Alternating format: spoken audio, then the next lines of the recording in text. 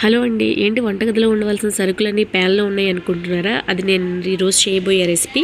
అవన్నీ నైటే సోక్ చేసి పెట్టుకున్నానండి. ఏంటంటే శనగలు, పెసర్లు, బ్రౌన్ రైస్, రాజ్మల్ ఇవన్నీ సెపరేట్గా సోక్ చేసి పెట్టుకోవాలి.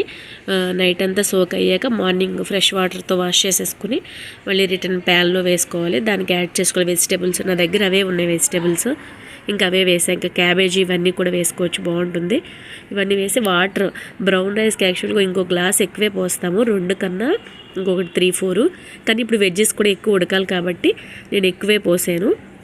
ఎందుకంటే దాల్ కిచడీ అన్నప్పుడు అది కొంచెం లూజ్ కన్సిస్టెన్సీలో ఉంటే బాగుంటుంది. మనం ఆఫ్టర్నూన్కి తినేసరికి గట్టిగా అయిపోతుంది. ఇలాగ ఒక 7 విజిల్స్ వస్తే బాగా మెత్తగా కుక్ అవుతాయి. ఎందుకంటే రాజ్మాలో చాలా ఎక్కువ ప్రెజర్ ఉండాలి, దానికి కుక్ అవ్వదు. చూడండి, ఇప్పుడు వాటర్ కొంచెం వాటరీగా ఉంది, కానీ ఆఫ్టర్నూన్కి గట్టిపడిపోతుందని ఇంకా వాటర్ ఏం సెపరేట్ చేయలేదు. మనం ప్యాన్లోనే పసుపు, కారం, ఉప్పు వేస్తే అవి విజిల్ వచ్చినప్పుడు పైన క్యాప్కి స్ప్రెడ్ అయిపోతుంది. అందుకే నేను ఎప్పుడు వేయను. దించేసాక సరిపడా ఎంత అయితే అంత రాక్ సాల్ట్ ఇవ్వండి. విడిగా పక్కన తాలింపు సరుకులు యాజ్ యూజువల్గా కామన్ పోపు అంటే ఏముంటుందో. ఎల్లుల్లి కూడా ఎందుకు తాలింపులో వేయలేదంటే ఉడికించేటప్పుడు ఇంకా కొంచెం బాగా మెత్తగా అవుతుంది, ఆ ఫ్లేవర్ కూడా తెలియదు మనకి. సోంపు అలాగే ఇంగువ అవన్నీ వేసాము.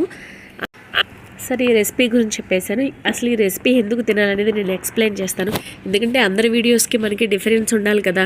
హోటల్ మేనేజ్మెంట్ కోర్స్ చేశాను, మరి న్యూట్రిషనిస్ట్గా చేశాను. సో డిఫరెన్స్ ఉండాలి కదా. ఇప్పుడు ఫుడ్ ఇది తినండి, ఇది మంచిది అనడం కాదు, అసలు మంచిది అది దేనికి మంచిది అనేది మనం తెలుసుకోవాలి.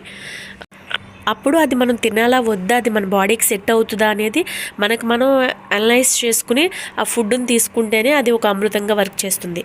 అందరూ ఫైబర్ ఫుడ్ తీసుకోండి అంటారు. ఫైబర్ అంటే పీచు. ఇప్పుడు నేను మీకు చూపించాను కదా, ఈ ప్యాన్లో ఫస్ట్ పెట్టిన ప్రతి దాంట్లోనూ ఫైబర్ ఉంది.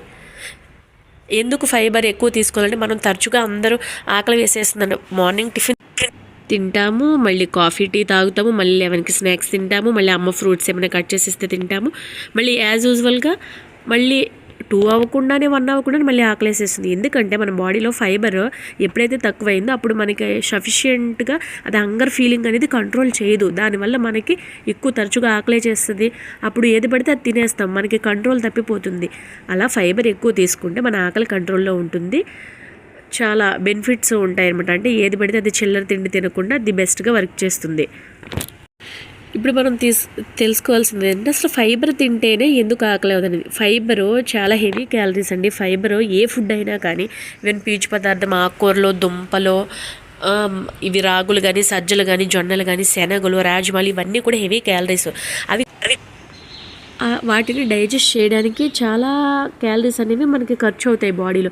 దానికి తగ్గట్టు ఫైబర్ ఫుడ్ మనం తీసుకున్నప్పుడు వాటర్ కూడా సఫిషియెంట్గా తీసుకోవాలి. ఇప్పుడు మనం ఫైబర్ తీసుకుంటాము, వాటర్ తీసుకోలేదంటే అక్కడికి అది డైజెస్ట్ అవ్వదు, మనకి కడుపు నొప్పి, కడుపు ఉబ్బరం లాంటి మోషన్ ఫ్రీగా అవ్వదు. అందుకే మనం ఏదైనా ఎక్కువగా వెజిటేబుల్స్, ఫ్రూట్స్ తినేసినప్పుడు, లేదంటే ఆకుకూరలు మన పాదు కాస్త చిక్కుడుగాయలు ఇవన్నీ కూడా అప్పుడు కూడా అసలు మనకి డైజెస్ట్ అనేది అవ్వదు. వాటర్ కూడా సఫిషియెంట్గా తీసుకోవాలి, అది మస్ట్ అండ్ షుడ్గా ఇంపార్టెంట్. నేను ఆ రోజు ఫాస్టింగ్ చేశాను కదండి శివరాత్రికి. ఇంత హెవీ క్యాలరీస్ ఉన్న ఫుడ్ మార్నింగ్ తినలేము కదా, అది ఆఫ్టర్నూన్ లంచ్కి ప్రిపేర్ చేశాను. ఇప్పుడు రాగి జావ కాచాను. ఒక సఫిషియెంట్ గిన్నెలో కొన్ని వాటర్, 1/2 లీటర్ కానీ 1/4 లీటర్ కానీ మనం ఎంత తాగాలనుకుంటే అంత. ఇంట్లో అందరూ ఉంటారు కదా, కాబట్టి వాటర్ బాగా బాయిలింగ్ పాయింట్ వచ్చాక విడిగా ఒక గ్లాస్లో మళ్ళీ 1 or 2 స్పూన్స్ మీకు ఎంత పిండి కావాలితే అంత. అవి మనం డైరెక్ట్గా వేస్తే బబుల్స్ లాగా ఫామ్ అయిపోతుంది గడ్డల కింద. అందుకే విడిగా గ్లాస్లో ఒక స్పూన్ పెట్టి వాటర్ మిక్స్ చేసుకుంటూ కలుపుకుంటూ ఒకేసారి గిన్నెలో టర్న్ చేయడమే. అప్పుడు అది తిప్పుకుంటూ ఉండాలి, అవి గడ్డలు కట్టకుండాను. మీకు నచ్చితే సాల్ట్ వేసుకోవచ్చు, లేదంటే షుగర్ వేసుకోవచ్చు, అందులో బెల్లం కూడా వేస్తారు. వీటితో చాలా రెసిపీస్ చేస్తారు. నేను డే బై డే నేను ఒక్కొక్కటి చూపిస్తాను. ఇదైతే నేను సరదాగా మార్నింగ్ చేసుకున్నాను అంతే. ఇంకా లంచ్కేమో దాల్ కిచడీ రెడీ చేశాను. అన్ని రకాల పప్పులతో ఒకేసారి ప్రోటీన్స్ అందుతాయి కదని, ఎందుకంటే రైస్ విడిగా కర్రీస్ చేసుకున్న అన్ని రకాలు ఒకేసారి మిక్స్ చేసి తినలేం కాబట్టి. ఇదిగో రెడీ కూడా అయిపోయిందండి. ఇందులో ఏం లేదు, వాళ్ళు థిక్నెస్కి సరిపడగా పెరుగు వేసుకోవచ్చు. పెరుగు, వాటర్, సాల్ట్ వేసుకొని షేక్ చేసుకుంటే ఈ కప్పు తాగేస్తాము. మిగిలిన స్ప్రౌట్స్ కొన్ని ఉంటే అవి విడిగా తీసి పెట్టాను, ఎందుకంటే మొలకలు వస్తాయి కదా నేను గింజలే.